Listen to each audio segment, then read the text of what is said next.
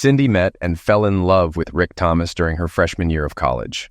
He was funny, energetic, and always knew how to make her laugh and feel special. They enjoyed long Sunday walks and sneaking into empty campus buildings to talk for hours. Rick was both handsome and kind, qualities Cindy's parents and his family appreciated. His sister Kathy once joked, "If he ever breaks up with you, we'll definitely miss him."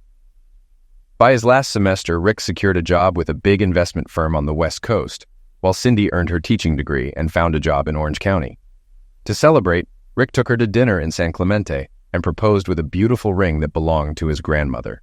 Cindy tearfully accepted, and the surrounding diners applauded. 9 years later, Cindy, now 32, had twins, Michael and Sarah, and was teaching 7th grade math. Tired of the low pay and long hours, she decided to leave her job. She managed to find a new career path within 5 months, thanks to her college best friend, Kelly. Kelly was a free spirit, always dragging Cindy into adventures. One day, Kelly invited Cindy to be her date for her boss's wedding in Napa. After discussing it with Rick, who encouraged her to go, Cindy agreed. At the wedding, Cindy watched Kelly dance with a much younger groomsman and chatted with a bride's cousin, Sally, who remarked on the need for a good event coordinator. This comment sparked an idea in Cindy. Within 6 months, she started her event management company, We Plan You Play, utilizing her organizational skills. 2 years later, Cindy's business thrived, especially with destination weddings on the California coast. That's when Cindy met Bennett Davis, who owned 3 upscale boutique hotels perfect for destination weddings in San Diego, Santa Barbara, and the Monterey Peninsula. At 26, Bennett bought a rundown mansion in Santa Barbara, working tirelessly to open it on time and under budget. Despite initial slow growth, he reached profitability by the 4th year. He then expanded, opening hotels in San Diego and Monterey over the next 5 years.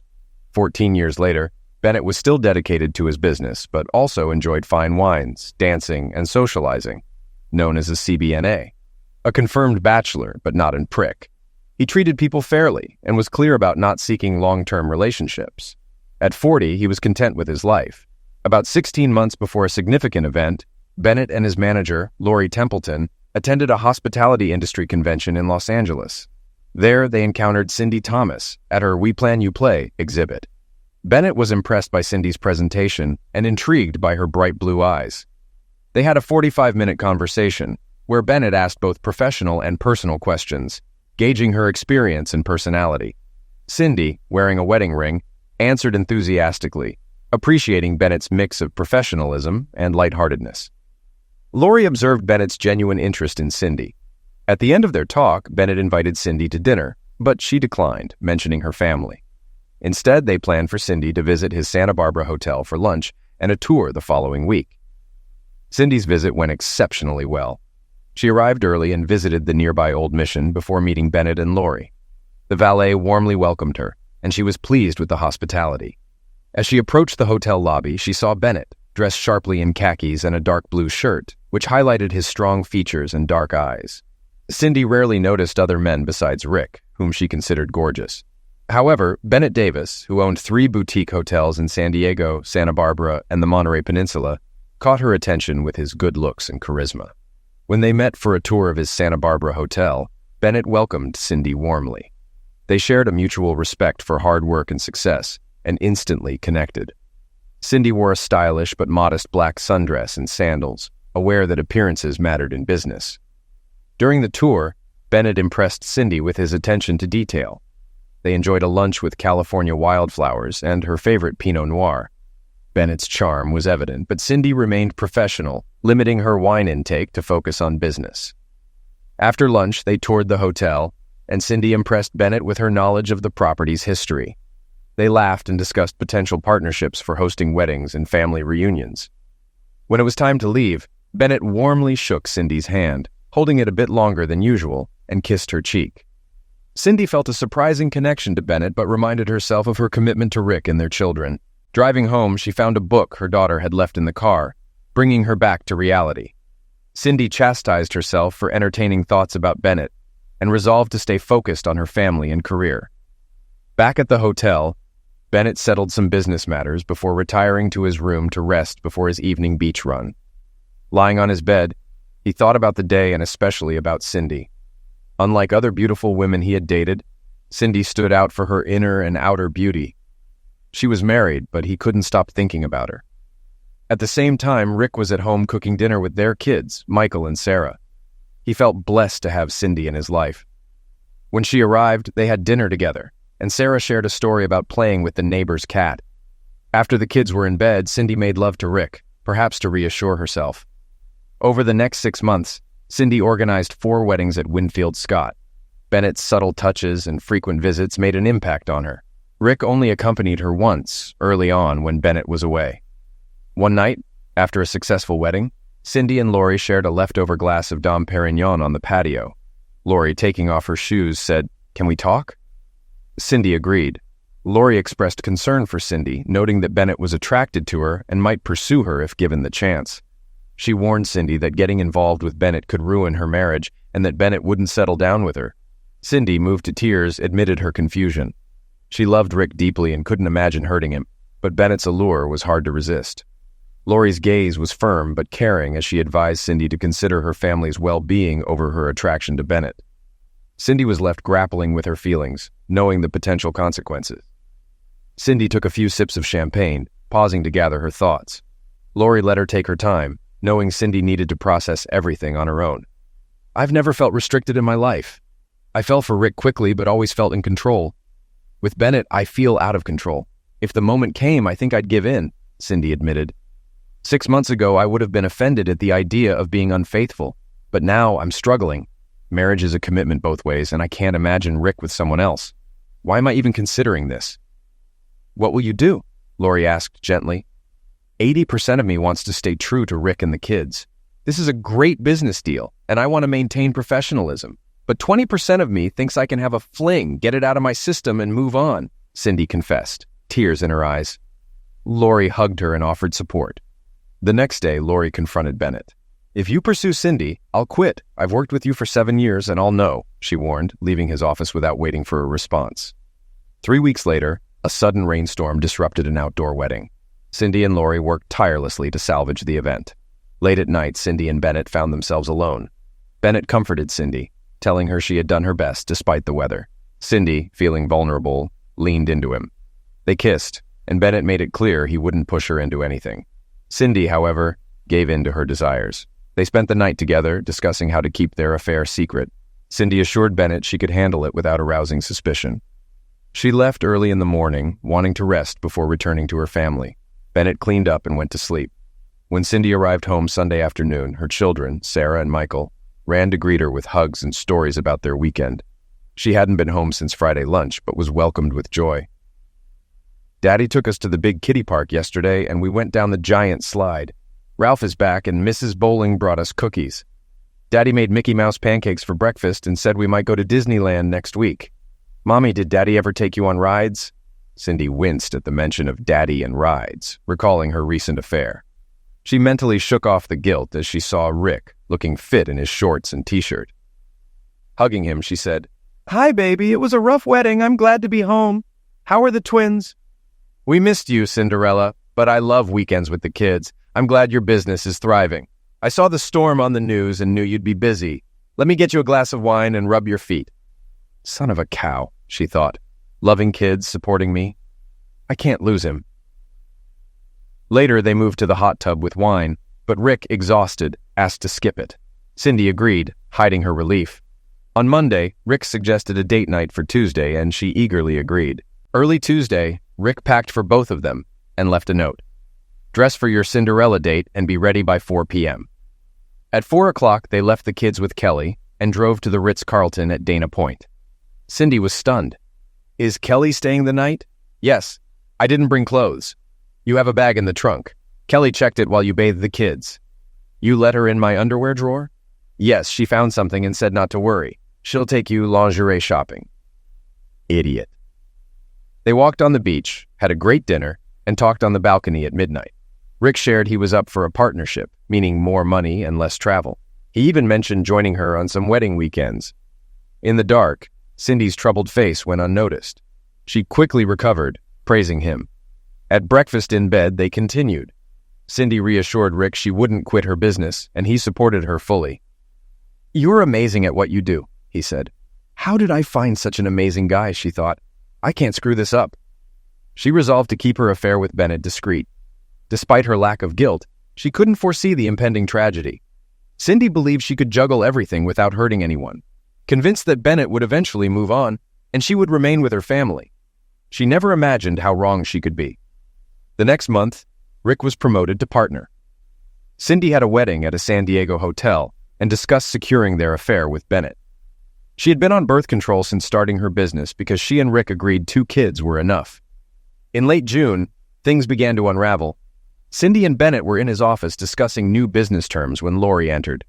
I need to talk to you both, Lori said, seating herself. Bennett, remember our conversation 4 months ago? I said if you two were dating, I'd leave. Cindy was shocked. Bennett stayed calm. I saw you two kiss and go to bed the night of the storm. It was heartbreaking. You're acting selfishly, ignoring the consequences. I started job hunting the next Monday and will move to Austin in August to work for an event management company. Turning to Cindy, Lori said, I warned you. This will hurt your family. Rick doesn't deserve this.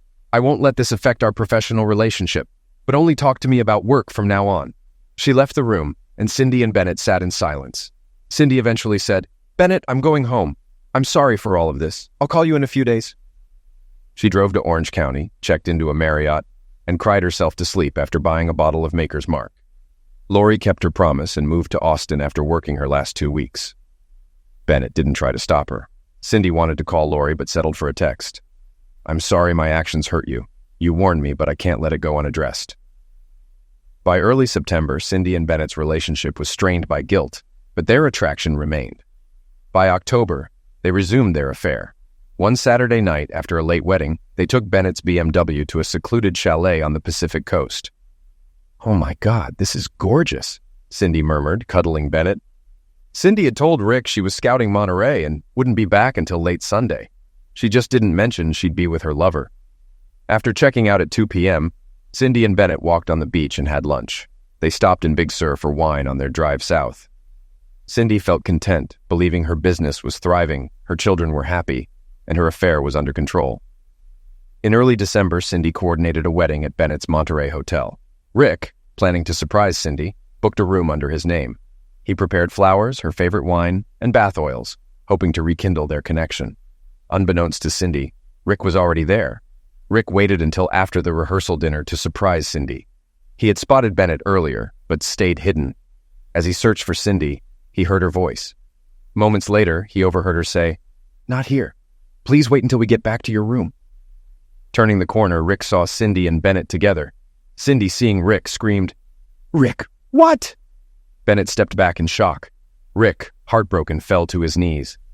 Cindy, realizing the gravity of her actions, sobbed and tried to console him. Rick, consumed by pain and anger, demanded, Why? As Cindy tried to explain, Rick stood up, anger building. No, Cindy, don't talk to me. Take her to your room, Bennett. She's all yours. He turned to leave, rejecting Cindy's attempts to reach out. Don't touch me, Rick shouted.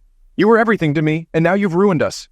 Just go away with your stud and leave me alone. Cindy couldn't fight the only common sense she'd shown in a year. She let Rick go, knowing this wasn't the time to try to explain or comfort him. She had broken his heart and needed to leave him alone. Shocked herself, she asked Bennett to leave her alone, then returned to her room. Lying on her bed, she tried to calm her racing heart, horrified by the mess she had created. Rick, meanwhile, sat at his desk for an hour, struggling to think. Realizing he couldn't stay there any longer, he decided to go home, arriving early Sunday morning. He planned to shower and change at his office before facing Mrs. Bowling and the kids. Before leaving, he wrote Cindy a note and left it on the table. Cindy, I'm going home to the kids. You broke my heart and soul. I need time to think. When you get home, email me first. I'll leave before you arrive. Don't contact me otherwise. I can't trust you anymore. I loved you with all my heart, and now I hate you for what you've done. Bennett found Rick gone and the note on the table. He cursed himself for not being more cautious and felt powerless to help Cindy. He placed the note on her bedside table and stood guard outside her room. Cindy woke at 6, exhausted from emotional turmoil. She washed her face, cried, and then saw the note. She read it and collapsed, sobbing. Bennett came in, knelt beside her, and held her. Though tempted to blame Bennett, she knew their affair was a mutual choice. She remembered Lori's warnings and knew she wasn't a sufferer. Cindy had made her choices and now had to live with the consequences. "I'll go home as soon as I can pull myself together, Bennett. I have to face this," Cindy said. "I know, Cindy. I wish things were different. You're an amazing woman and friend. If I could fix this, I would. Just know I'm always here for you," Bennett replied. "Thank you, Bennett. I hope this doesn't hurt you, but we may never speak again." He hugged her tightly, like a friend, then left, telling the staff to bring her car around, but to leave her alone. The staff, knowing the situation, went about their business. When Cindy was 15 minutes from home, she texted Rick, "Can we talk when the kids are asleep? It's all my fault, but I hope we can find a way out." Rick replied, "Cinderella, I've already fed the kids. This is our last contact until I reach out to you. Please honor my request." She wept, realizing the name Cinderella might never be used by him again. She was no longer his loving wife, but someone who had deeply betrayed him. At the end of the longest week of her life, Rick called. She answered immediately, hopeful. "Hi, Rick. I'm glad you called." Rick, steady but emotional, said, "I'll be home around 5 tonight. I'll try to act normal around the kids for a few hours, then sleep in the spare room. We won't talk until tomorrow morning. Is that okay?" "Yes, Rick," Cindy said quietly. "When can we talk? We'll have Mrs. Bowling babysit Sunday afternoon. We'll find a secluded spot in the park to talk. We should spend Saturday with the kids, as we might not have many more days together." His words, "if at all," hit her like a punch. She agreed, saying only, "Okay, honey." Rick replied, "Please don't call me with affectionate names again. We are adults in a nightmare. Don't claim love or affection for me again." He hung up, leaving Cindy in tears. They managed through Friday's pizza and movie night, even laughing a little. Saturday was similar, with efforts to appear normal. The hardest moment was a group hug on the beach, where Cindy saw the dead look in Rick's eyes. Sunday morning was spent in pajamas over pancakes. Rick told the kids that Mom and Dad were going out, and Mrs. Bowling would watch them. The kids were disappointed but accepted it. At the park, they found a quiet spot to talk. Rick sat across from Cindy, facing the park, always wanting to see if trouble was coming. "I'd like you to speak first, if you don't mind," Rick began. "If I speak first, I might not control my words. I promise I won't interrupt you. Take as much time as you need. Please start whenever you're ready."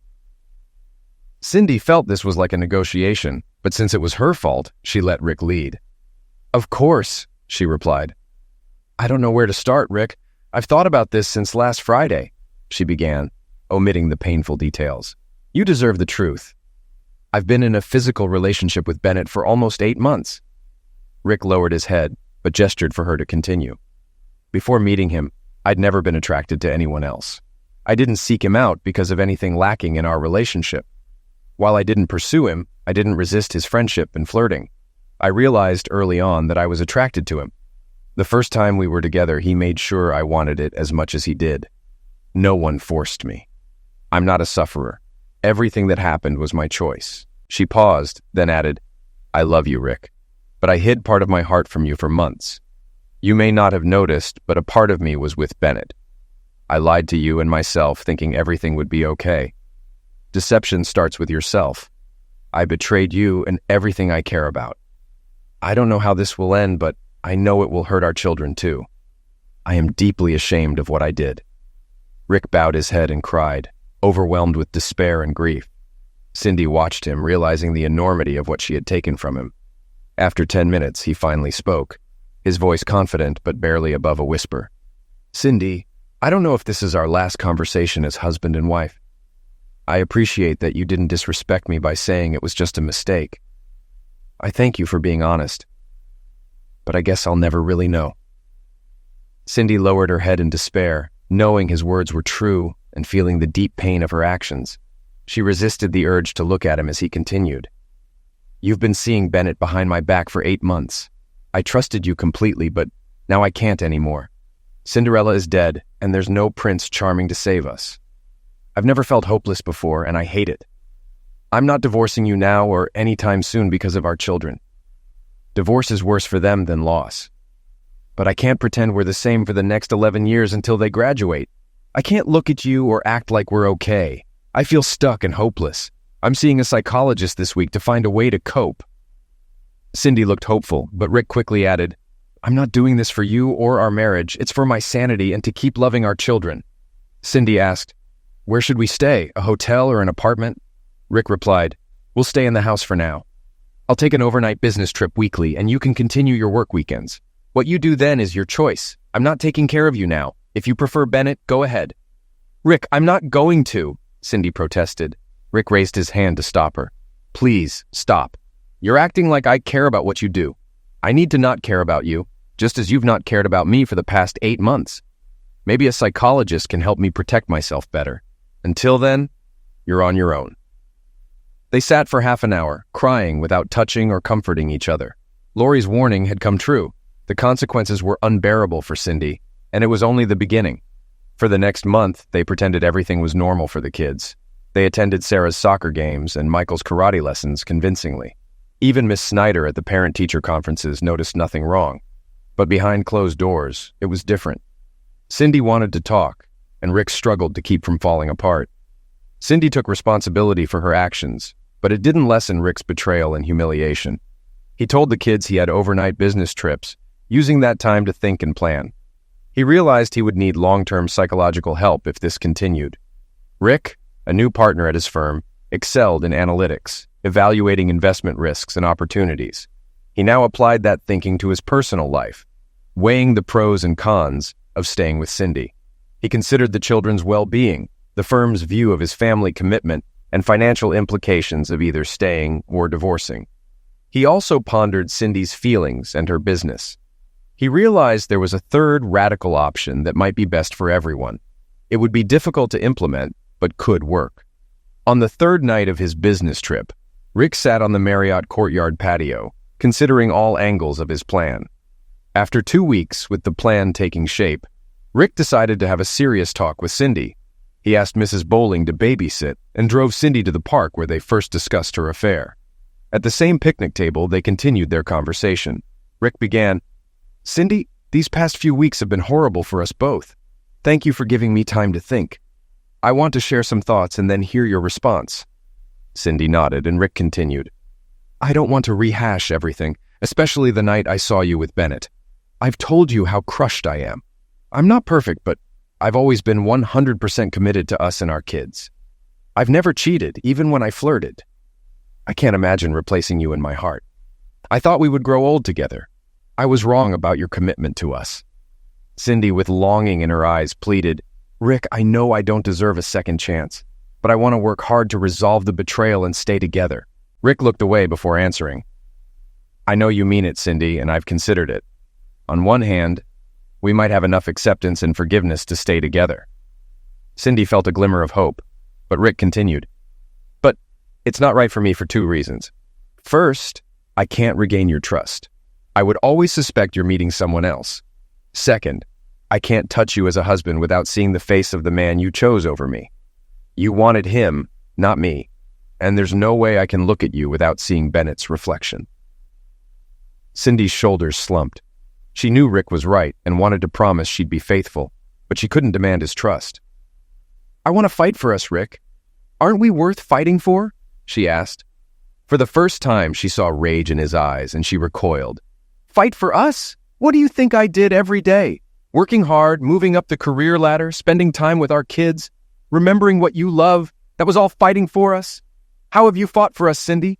By being with Bennett Davis? You stopped fighting 8 months ago, and now you want me to accept it and move on?" Rick took a deep breath, tears in both their eyes. "I want to ask you so many questions, Cindy, but how can I trust you? Maybe you're just sorry because you got caught. I want to go back to sharing our hearts, but that couple no longer exists. You eliminated us with your cheating and lies. We can only move forward with the best solution for everyone. I realized our night at the Ritz was after you were with Bennett. You partied with him, then came home and let me wine and dine you, thinking you were my faithful wife.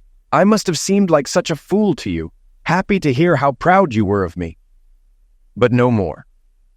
Cindy couldn't argue against anything, only feeling deep regret for the pain she had caused the man she had claimed to love with all her heart. He was right. He had fought for their relationship every day. She was the one who had betrayed his love. Her infidelity had been heartless to the husband she adored just a year earlier. Her infatuation, lust, and selfishness had pushed all of that aside.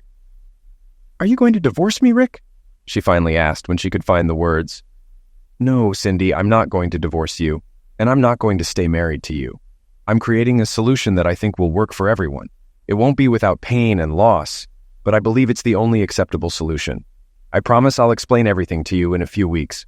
I'm not going to tell you what to do, Cindy, but I'll explain my steps, my path, in detail. I'm not asking for your opinion on my choices because, quite frankly, I don't trust you to have my best interests or our children's best interests at heart. Once you understand my decisions, you can make your own. I won't try to control you." "But how will I know if you don't share that with me now?" Cindy asked, genuinely confused by the direction of the conversation. She wanted so badly to reach out and hold him, but it seemed like that would never happen again. Rick looked her straight in the eye with a calm, almost painful acceptance of fate, and replied, "You'll find out." They talked for a few more minutes, Cindy gently probing for vague explanations, but he didn't budge. He was sure she would understand when the time came. "A few months ago, my friend and coworker Lori warned me that if we danced to his tune, the piper would eventually show up and demand payment. I guess she was right." Rick was surprised to hear that Lori knew what was going on and had tried to warn Cindy and Bennett. It only hurt him more. "So before you were having fun with Bennett, you were warned, and you didn't stop. You didn't come to me to tell me about your struggle. You just carried on." Tears were already flowing freely from his eyes. Her husband was sobbing.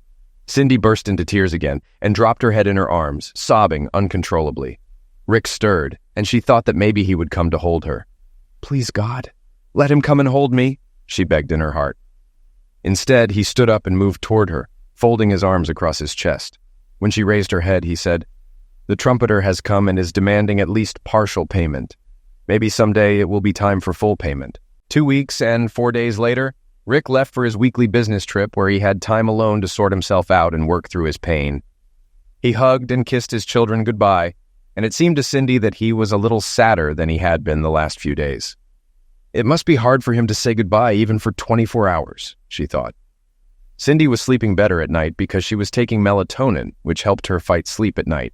Rick suggested that she leave the children overnight with Mrs. Bowling and her cat, who had become almost an aunt to the children.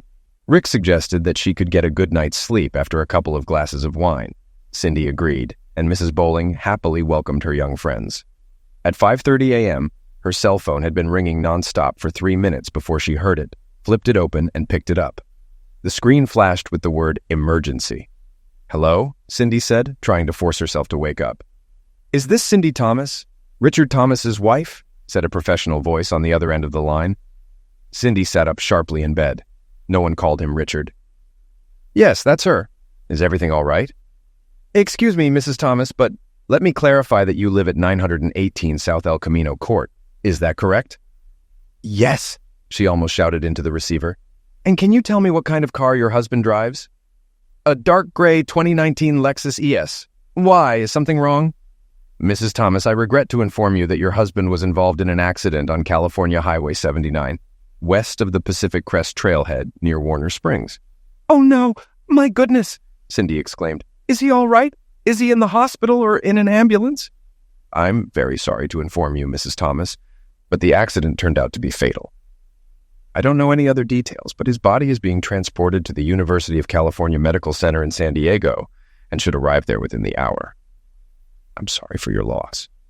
Cindy was stunned and couldn't move or even comprehend what she had just heard. Then the news hit her, and her screams would have woken anyone nearby. She cried and screamed into her pillow for almost an hour before exhaustion set in. She began to regain her senses, realizing she had to tell the kids. But how and when? She needed to call her mom and Rick's parents in Denver. She craved a friend's support, but didn't know where to turn. She needed to get to UCSD-MC immediately, but doubted if she could drive. Kelly was in Europe on business, so she couldn't help for a few days. Cindy splashed water on her face, dressed quickly, tied her hair into a ponytail, and headed for the door just as the doorbell rang. How strange, she thought. So early. It was Brad Stanton, the family lawyer and one of Rick's best friends. He looked devastated. "Cindy, I heard about the accident on the morning news. I'm so sorry." With those words, she collapsed in his arms, sobbing and shaking violently. Brad held her in the doorway for a moment. Just then, Mrs. Bowling came out of her house in her bathrobe, running across the lawn with a concerned look. Cindy was too upset to speak, so Brad filled the void. Mrs. Bowling cried, but immediately embraced Cindy, offering comfort. After a few minutes, Cindy insisted on going to the hospital in San Diego. "I have to see him. I have to see my Rick." Brad and Mrs. Bowling agreed that she would watch the kids, briefly tell them where Mom was, and take them to school. They would find out soon enough, but not now. Brad insisted on driving Cindy, and within 5 minutes they were on the road. Cindy's phone started ringing and buzzing with calls and messages from friends. She called her mom, who promised to be on the first flight out. Cindy then broke the news to Rick's parents, Connor and Lily Thomas. They were devastated, but also promised to get the earliest flight. They expected to arrive by the time the kids returned from school. Cindy turned off her phone, looked out at the Pacific Ocean, and started crying again. The next 5 days were a nightmare, explaining to the kids, thanking Grandpa, Grandma, and Mrs. Bowling for their help, talking to authorities and insurance companies. Cindy had 3 separate life insurance policies, arranging the funeral and managing clients who had booked weddings or family gatherings. The tasks seemed endless. Cindy was also troubled by questions. What was Rick doing an hour out of town on a deserted road so early? While no one called it reckless, he was speeding. The toxicology report showed Rick had only blood in his system, no booze, pills, or any substances that could impair his driving. The contents of his stomach showed he had eaten steak, salad, and potatoes the night before, drinking only water. Cindy was stunned. Bennett picked up his phone several times to text Cindy, but decided against it. He knew she was suffering immensely and realized his message would only make things worse. Lori was in a meeting with a new client when she got the news. Her assistant, Stacy, noticed her pained expression but found it odd that she didn't seem completely shaken. Lori did not attend the funeral. The funeral was held Friday morning and everyone who knew Rick attended. Cindy was shocked by what people said about him. She knew he was amazing, but hearing story after story, she realized just how loyal, caring, generous, and respectful he was. This made her feel even more desperate, thinking that if she had been more engaged with Rick, her affair with Bennett wouldn't have happened and Rick would still be alive. She needed to find out just how right she was. Late Sunday afternoon, Brad showed up at the house. He briefly spoke with Cindy's mom and mother-in-law, who immediately took the kids and left. When Cindy came downstairs, she saw Brad at the kitchen table with a peculiar expression. She offered him a drink, which he declined. Inviting her to sit, he began. "Cindy, before I convey what I've been instructed to, I have 2 things to tell you. I'm your friend, but today I'm here as a representative of a client. That client is Rick." Cindy covered her mouth with her hand and gasped. "I say my client is Rick because even though he is dead, I still act as his attorney and handle his legal and financial affairs. The second thing you should know for sure is that I had no idea what was going to happen to Rick." Cindy thought this was strange. How could anyone know what would happen as a result of an accident, or even that an accident would happen? Brad understood her confusion. "Rick told me verbally and in writing that if anything happened to him, I was to honor his wishes. He paid me in full for the work, even though I offered to do it as a friend. He insisted that everything be done legally and properly. I don't know the contents of this note, but I know it is a letter from Rick to you. I have been instructed to deliver it to you and leave immediately before you open and read it." Cindy took the letter from Brad, her hands shaking violently. "What else did he instruct you to do?" she asked. Brad looked a little embarrassed but replied, "I'm sorry, Cindy, but this is confidential information between me and my client. Rick strictly forbade me from giving you any details about our conversations, my duties, and his wishes. Again, I apologize." With those words, Brad got up and left without waiting for Cindy's response. Cindy opened the letter, and Piper reappeared to collect some of his debt. "Cindy, you already know I'm dead and the funeral is over. Brad handed you this note and left. The kids are with my parents and your mom. They know not to come home for a few hours as you will have a hard time processing this. This is the third option, Cindy. It's the best way I could find. I loved you with all my heart, and now that's gone. You've taken it away. I think it's the best thing I can do. 1, you will know that 2 weeks ago I bought 3 acres of land by the lake at Eagle's Nest. It was for this reason that I was driving on Highway 79 where the accident occurred. The thing is, I bought the property because I had been promoted and we were both making good money. It was supposed to be a surprise for you and the kids. A place where we could build and grow during the summer and long weekends. First, of course, it's a scam. Buying real estate is a cover. But whatever you do, you have to stick to it. Insurance companies won't pay a claim if they find anything suspicious about my end of life. I visited the new cottage to do some errands and decided to get up early and go home. I was in a hurry because I had a meeting with a client at 9:30, so I was driving fast and lost control of the car. The insurance companies might do a little digging, but they won't find anything. Brad will take care of it if you stick to the story. 3, as far as insurance goes, I changed my will. In the last few weeks, 90% of my money, about $3 billion, will go into a trust fund for the kids. They will be able to get whatever they need to pay for college and grad school if they want. The rest will go to them when they reach age 30 and will be split equally. Brad will take care of those details when the time comes.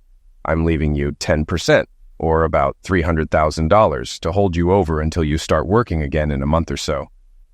I wouldn't leave you anything if my conscience allowed it. But I realize you have to take care of the kids while you pretend to grieve for me. So there's enough for that. First, as for our beautiful children, a while back I told you about a psychologist's advice that end of life is easier on children than divorce. I did some deep research and found several studies that indicate that this is true. That's why I couldn't divorce you, Cindy. I couldn't do that to my children. I think someday they will find out the truth about everything. And then they might hate me. I hope they don't. And if they do, I hope they have someone to explain to them how unfair life can be sometimes.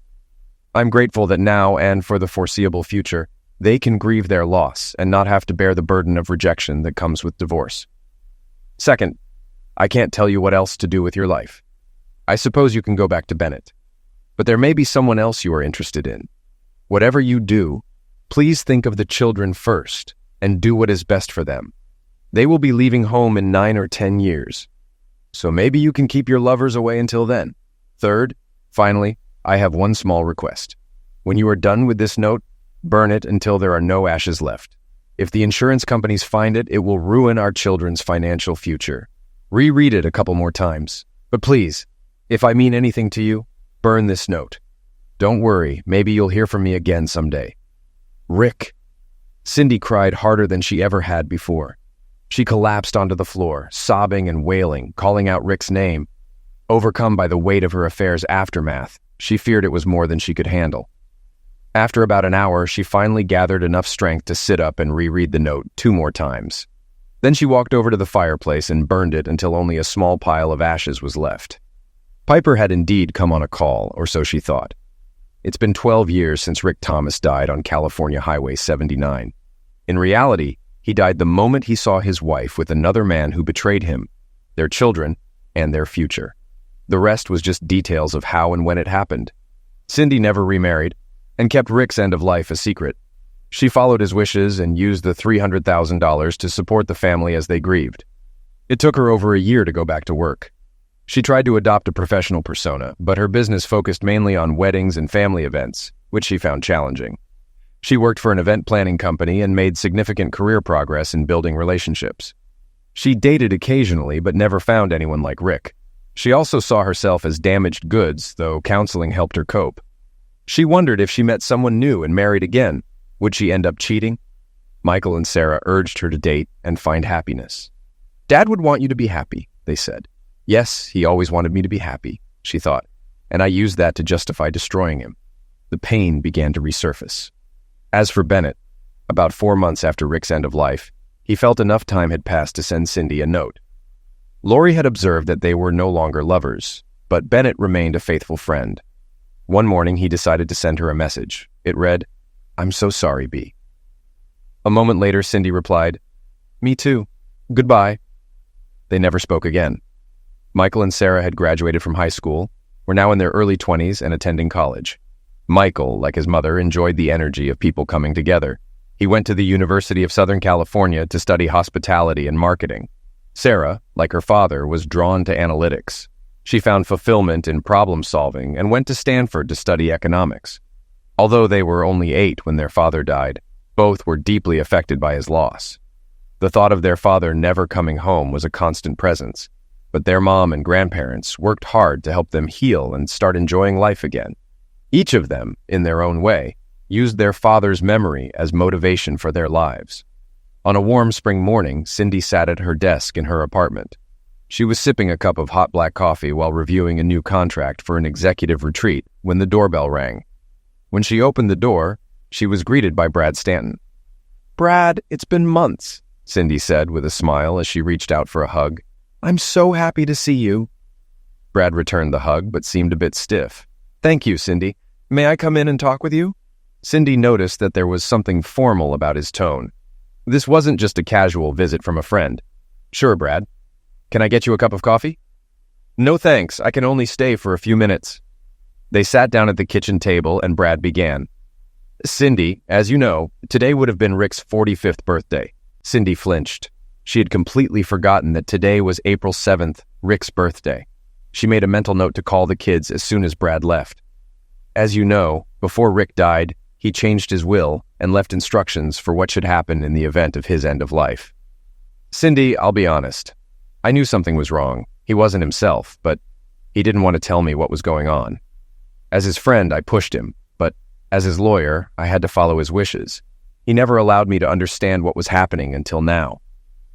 Cindy's eyes widened with surprise and confusion. "What do you mean, Brad?" "Before Rick died, he wrote me a long note that he never gave back to me. This morning, at exactly 6 o'clock, there was a loud knock on my door. When I answered it, a courier handed me an envelope from a P.O. box in Austin, Texas. I was a bit annoyed at being woken up so early, but curiosity got the better of me. I went back to my office and opened it. Inside was a 12-page letter from Rick and a short handwritten note from someone named Lori." Cindy began to tremble with a mix of resentment, pain, and memories. Brad continued.